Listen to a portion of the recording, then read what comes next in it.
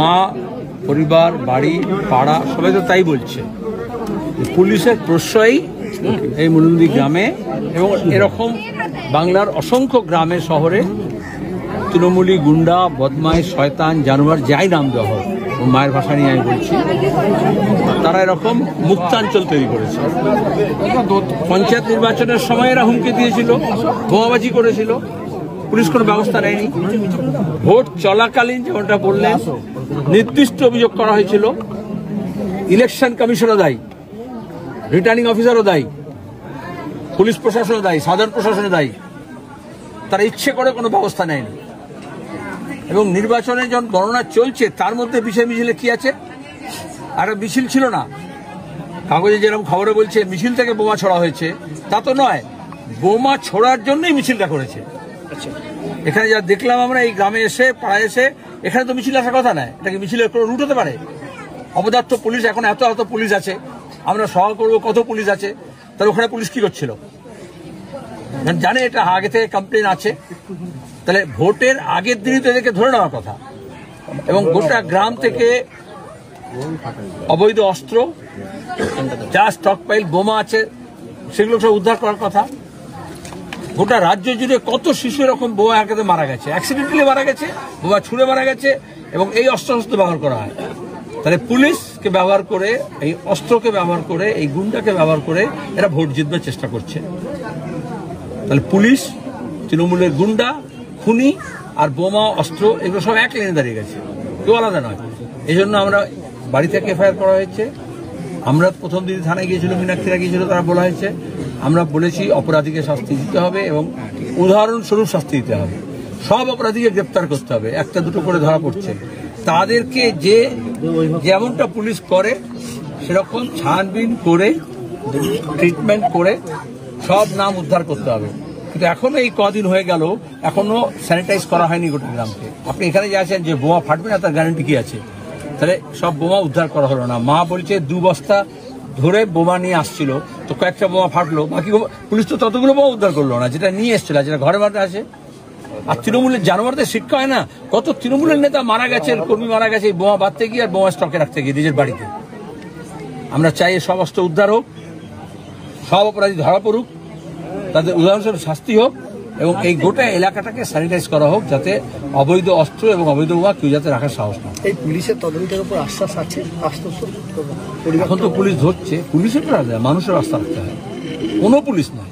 এ police, ও police, এ রাজ্যের, ও রাজ্যের, রাজ্যের, কেন্দ্রের পুলিশ। পুলিশ আমি জাত ধরেই বলতে পারি, পুলিশের জাতটাই এরকম দলদাস হয়ে যায়। আজকে তৃণমূলের বুথ সভাপতি গ্রেপ্তার হয়েছে, এই যে যার নামে অভিযোগ করছেন তার অঞ্চল সভাপতি, ব্লক সভাপতি, জেলা সভাপতি, গোটা দেশের সভাপতি, রাজ্যের সভাপতি কম আছে?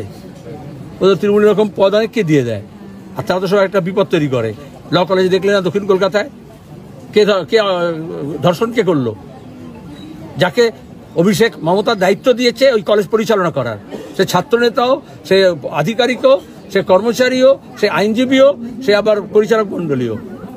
এইভাবেই ক্ষমতা কেন্দ্রীভূত করেছে বলেই পিসি ভাইপো এরকম অসংখ্য গাওয়াল শেখ জন্মাচ্ছে পাড়ায় পাড়ায়, আর তাদেরকে মস্তান বানানো হচ্ছে। একদিকে ওবিসি খতম করে দিচ্ছে, আর এরা সব ওবিসি নষ্ট শেখ, কিন্তু তাদেরকে ক্রিমিনাল বানানো হচ্ছে, স্কুল কলেজগুলো বন্ধ করে দেওয়া হচ্ছে।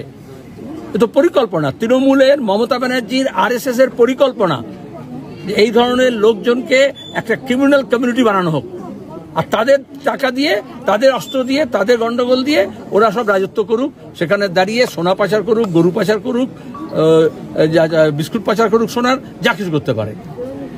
এটা একটা শুধু বোমা নয়, তদন্ত এই জন্য ঠিক মতো করা দরকার আছে। একটা থেকে আর একটা বেরোবে, বোমা থেকে অস্ত্র, অস্ত্র থেকে খুনি, খুনি থেকে তার সাঙ্গপাঙ্গ, তার সাঙ্গপাঙ্গতে কোথায় তারটা কার সঙ্গে জড়ানো আছে সবটা বেরোবে। ওই জন্য আমরা পূর্ণাঙ্গ তদন্ত চাই। মুখ্যমন্ত্রীর নির্দেশের পরেই আপনাদের দলের তরফ থেকে বলা হচ্ছে, জোট প্রার্থী যাদের এজেন্টরা ছিলেন তারাও বলছেন যে ভোটের দিন অভিযোগ করা হয়েছিল এই 35-36 নম্বর বুথ থেকে যে সেখানে বোমা অস্ত্র মজুদ আছে বলে। তখন তল্লাশি করে কিছু পাওয়া গেল না, কিন্তু গতকাল দেখা গেল 2 জন অভিযুক্তের বাড়ি থেকে অনেকগুলো বোমা পাওয়া গেল। পুলিশ যদি নিজের কাজ ঠিক করে করতো আর ইলেকশন কমিশন যদি নিজের কাজ ঠিক করে করতো, পশ্চিমবঙ্গের কোনো ভোটেই পশ্চিমবঙ্গের এতগুলো প্রাণ যেত না। একটা উপনির্বাচনকে কেন্দ্র করে যদি একটা বাচ্চা মেয়ের প্রাণ চলে যায়, এর থেকে পরিষ্কার বোঝা যায় সরকার, ইলেকশন কমিশন এবং পুলিশ এরা তিনজন মিলে চায় যে ভোট নিজেদের খুশি মতো মানুষ যাতে না দিতে পারে এবং সরকারের বহাল তবিরতে নিজের চেয়ার যাতে তারা গুছিয়ে রাখতে পারে, আর তার জন্য কিছু গুন্ডাদেরকে রাস্তায় নামিয়ে দেওয়া হয়েছে। আজকে ওনার মা পরিষ্কার বলেছে, তামান্নার মা, যে তামান্নার রক্ত এই মাটিতে পড়েছে, এবারে মোলান্দি পরিষ্কার করতে হবে। আসলে মোলান্দি মানে শুধু মোলান্দি গ্রাম নয়, মোলান্দি মানে গোটা পশ্চিমবঙ্গ। যারা গুন্ডারাজ করে বেড়াচ্ছে তাদেরকে খতম করতে হবে, নইলে আজকে তামান্নার মা বুক পিটছে, কালকে কার মা বুক পিটবে?